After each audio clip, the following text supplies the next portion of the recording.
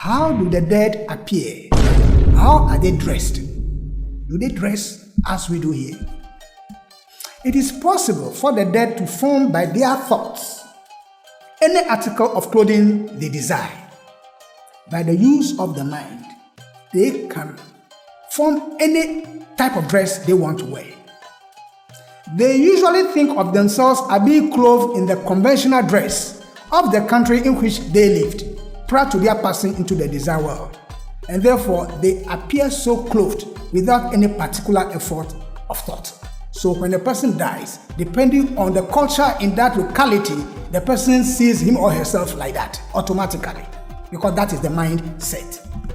But when they desire to obtain something new, when they are used to the laws of the spiritual realm, and they now desire to have something new, an unusual article of clothing, they want a new dress, a different dress, naturally they have to use their willpower to bring that thing into existence. And such an article of clothing will last as long as the person thinks of himself or herself as being clad in that apparel.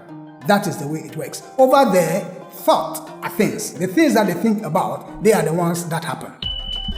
Sometimes, those who are very plump in this physical world, they want to appear more slim. And those who are very thin want to appear as if they had more flesh.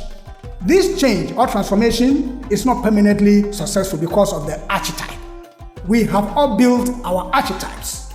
Once the archetype is there, you cannot definitely change it, but temporarily you can be in a different form. The extra flesh put on by a thin person or the quantity taken off by a plump person does not stay permanently. After a while, the person who was originally thin returns to the original stature, while the person who tries to take off flesh finds himself or herself putting it back. And then they have to go through the same process anew. So once the person is restored to the original status, and the person wants to come back to the new stature that he or she wants, that will have to be repeated often. It is similar with people who attempt to mold their features and change them in appearance. That suits them better than their original one. It is the same thing. So if you don't like your nose, you have an opportunity to change it, to remodel it by your thought, the way you think over there, but it will not be permanent.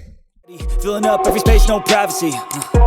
And silently, it could build and build until you finally see. Whoa, it's taking over, damn no closure, moving closer. No exposure, I just wanna be a loner. Some can't stay sober, looking over all this.